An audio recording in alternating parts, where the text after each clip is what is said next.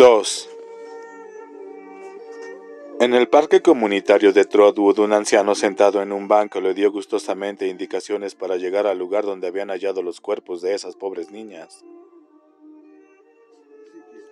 No estaba lejos, dijo, y lo reconocería cuando llegase. Así fue. Holly paró, se apeó y contempló un barranco que los dolientes y los buscadores de emociones disfrazados de dolientes habían intentado convertir en santuario. Había vistosas tarjetas en las que predominaban palabras como dolor y cielo. Había globos, algunos medio desinflados, otros recientes, pese a que Amber y Jolene Howard habían sido encontradas allí hacía casi 3 meses. Había una estatua de la Virgen María que algún bromista había adornado con un bigote. Había un osito de peluche que a Holly le provocó un escalofrío. El moho cubría su cuerpo orondo y marrón. Levantó el iPad, tomó una fotografía. Allí no se percibía el menor asomo del olor que había notado o imaginado en el cementerio, pero estaba segura de que el visitante había estado allí en algún momento después de que se hallaran los cadáveres de Amber y Jolene, saboreando el dolor de los peregrinos que acudían a ese santuario improvisado, como si se tratara de un excelente Borgoña añejo. Y también la excitación de aquellos, no muchos, pero sí unos cuantos, siempre había unos cuantos, que iban allí para meditar sobre las sensaciones que uno experimentaba al realizar las atrocidades a las que habían sido sometidas las hermanas Howard, y oír sus gritos. Sí, viniste, pero no muy pronto. Esperaste a venir cuando no atrajeras atención no deseada, como hiciste el día que el hermano de Frank Peterson mató a tiros a Terry Maryland. Solo que entonces no pudiste resistirte, ¿verdad?, musitó Holly. Habría sido como un hombre famélico intentando resistirse a una cena de acción de gracias con todos sus acompañamientos. Un monovolumen se detuvo delante del Prius de Holly. A un lado del parachoques llevaba una calcomanía en la que se leía Taxi de mamá. Una USB se detuvo delante del Prius de Holly. A un lado del parachoques llevaba una calcomanía en la que se leía Taxi de mamá. En la adherida en el extremo opuesto ponía Creo en la segunda enmienda y voto. Salió de él una mujer bien vestida, regordeta, bonita, de 30 y tantos años. Sostenía un ramo de flores. Se arrodilló, las dejó al lado de una cruz de madera que tenía escrito en un brazo niñas y en el otro con Jesús. Luego se levantó. «Qué triste, ¿verdad?», dijo a Holly. «Sí. Soy cristiana, pero me alegro de que el culpable haya muerto. Me alegro y me alegro de que esté en el infierno. ¿Está mal por mi parte?». «No está en el infierno», dijo Holly. La mujer reculó como si le hubieran dado una bofetada. «Trae el infierno». Holly fue al aeropuerto de Dayton. Llevaba un poco de retraso, pero contuvo el impulso de rebasar el límite de velocidad. Las leyes eran las leyes por una razón. 3. Tomar vuelos de corto recorrido. Líneas aéreas hojalata las llamaba Bill. Tenía sus ventajas. Para empezar, el último tramo la dejó en el aeródromo de Kiowa, en el condado de Flint, lo que le ahorró un viaje en coche de 110 kilómetros desde Cap City. Además, el viaje por etapas le proporcionó la oportunidad de seguir con sus investigaciones. Durante las breves escalas entre vuelos, utilizó las redes Wi-Fi de los aeropuertos para descargarse toda la información posible y lo más deprisa posible. Durante los vuelos leyó lo que se había descargado. Se desplazaba por los textos rápidamente y tan concentrada que apenas oyó los chillidos de horror cuando su segundo avión, un turbohélice de 30 plazas, entró en una bolsa de aire y cayó como un ascensor. Llegó a su destino solo con 5 minutos de retraso y apretando el paso. Consiguió ser la primera en acceder a Hertz, lo cual le valió una mirada hostil del representante comercial con exceso de equipaje, al que superó con un sprint final. De camino a la ciudad, viendo lo cerca que estaba de recortar ese tiempo de demora, cedió la tentación y superó el límite de velocidad, pero solo en 10 kilómetros por hora. 4. Es ella. Tiene que serlo. Howie Gold y Alec Peely estaban delante del edificio donde Howie tenía su despacho. Este señalaba a una mujer esbelta que se acercaba al trote por la acera. Vestía un traje gris formal y una blusa blanca, y llevaba al hombro una bolsa de viaje enorme que le golpeteaba la delgada cadera. Tenía el cabello muy corto, la cara pequeña y flequillo canoso que le caía casi hasta las cejas. Un toque de carmín descolorido le realzaba los labios, pero por lo demás no iba maquillada. Aunque el sol ya se ponía, el calor seguía apretando y un hilillo de sudor le resbalaba por la mejilla. ¿Señorita Gibney?, preguntó Howie dando un paso al frente. Sí, dijo ella con un jadeo. ¿Llego tarde? En realidad, 2 minutos antes de la hora, contestó Alec. ¿Me permites que te ayude con la bolsa? Parece que pesa mucho. Estoy bien, respondió ella, que apartó la mirada del abogado robusto y ya un poco calvo y se fijó en el investigador que la había contratado. Peely superaba al menos en 15 centímetros a su jefe. Tenía el pelo entrecano y peinado hacia atrás, y esa noche vestía un pantalón de color tostado y una camisa blanca con el cuello desabrochado. ¿Han llegado ya los demás? Casi todos, contestó Alec. El inspector Anderson ha hablado del rey de Roma. Holly se volvió. El inspector Anderson. Oh, hablando del rey de Roma. Holly se volvió y vio aproximarse a 3 personas. Una era una mujer que conservaba los vestigios de su belleza juvenil, a una mediana edad muy avanzada, aunque sus ojeras, solo parcialmente ocultas mediante crema base y polvos, inducían a pensar que de un tiempo a esa parte no dormía bien. A su izquierda iba un hombre flaco y de aspecto nervioso. Un remolino escapaba de su pelo, por lo demás rígidamente controlado. Y a su derecha,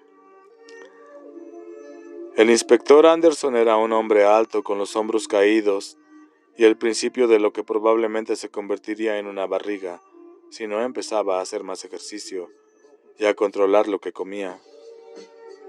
Mantenía la cabeza un poco adelantada y sus ojos de un vivo azul la escrutaron de la cabeza a los pies y de lado a lado. No era Bill, claro que no. Bill había muerto hacía 2 años y nunca volvería. Además, ese hombre era mucho más joven que Bill cuando Holly lo conoció. El parecido estribaba en la intensa curiosidad que reflejaba su rostro. Iba de la mano de la mujer, lo que indicaba que ella era la señora Anderson. Resultaba interesante que lo acompañara. Se hicieron las presentaciones. El hombre delgado del remolino era el fiscal del condado de Flint, William. Llámeme Bill, por favor. Samuels. Subamos y escapemos de este calor, dijo Howie. La señora Anderson, Jeanette, preguntó a Holly si había tenido buen viaje, y Holly dio la respuesta oportuna. Luego se volvió hacia Howie y preguntó si en la sala había un equipo audiovisual que pudieran usar. Él contestó que desde luego que sí, y que si tenía material para exponer podía utilizarlo sin problema. Cuando salieron del ascensor, Holly preguntó por el lavabo de mujeres. Necesito un par de minutos. He venido directamente desde el aeropuerto. Claro, al final del pasillo a la izquierda. Debería estar abierto. Holly temía que la señora Anderson se ofreciera a acompañarla, pero no fue así. Tanto mejor. Tenía que orinar, desbeber, como siempre decía su madre. Pero otro asunto más importante requería su atención y solo podía atenderlo en total privacidad. En el cubículo, con la falda remangada y la bolsa de viaje entre sus cómodos mocasines, cerró los ojos. Consciente de que los espacios alicatados eran amplificadores naturales, rezó en silencio. Soy Holly Gibney otra vez, y necesito ayuda. Ya sabes que no se me da bien estar con desconocidos, ni siquiera de uno en uno, y esta noche tengo que enfrentarme a 6. 7, si viene la viuda del señor Mayland. No estoy aterrorizada, pero mentiría si dijera que no tengo miedo. Bill hacía bien estas cosas, pero yo no soy él. Ayúdame a hacerlo tal como lo haría él. Ayúdame a entender la incredulidad natural de estas personas y a no tenerles miedo. Para acabar, añadió en un susurro, por favor, Dios mío, ayúdame a no regarla. Guardó silencio un momento y dijo, no estoy fumando.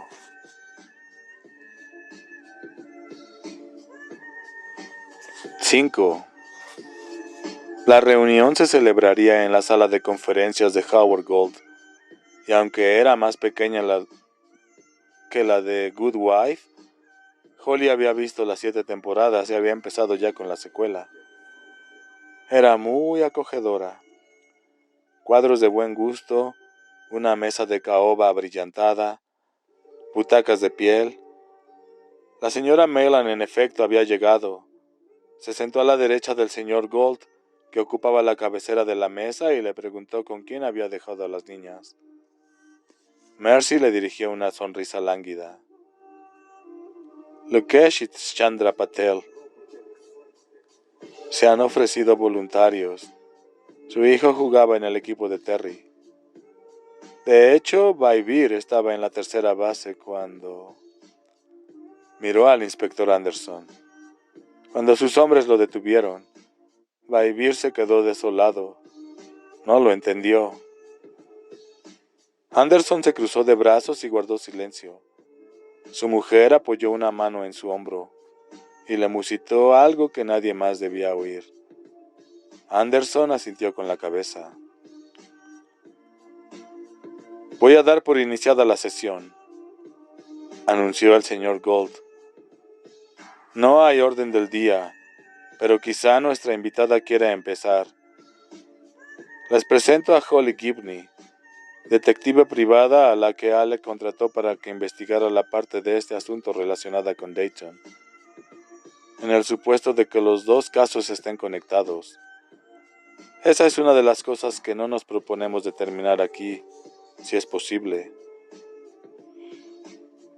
No soy detective privada, objetó Holly. Mi socio, Peter Hunley, es quien tiene licencia de investigador privado. Nuestra agencia se dedicaba principalmente a la recuperación de bienes impagados y la localización de fugitivos en libertad bajo fianza. Aceptamos alguna que otra investigación criminal en la que el riesgo de percibir reprimendas de la policía es bajo. Hemos tenido suerte, por ejemplo, con las mascotas perdidas. Eso sonaba un tanto pobre, y Holly notó el calor de la sangre en la cara. La señorita Gibney está siendo un poco demasiado modesta, intervino Alec. Si no me equivoco, participó en la búsqueda de un fugitivo violento llamado Boris Bellamy. Eso fue un caso de mi socio, aclaró Holly. Mi primer socio, Bill Hodge, falleció un tiempo después, señor Peely. Alec, como ya sabes. Sí, dijo Alec. Te acompaño en el sentimiento. El hispano a quien el inspector Anderson había presentado como Junel Sablo, de la Policía del Estado, se aclaró la garganta.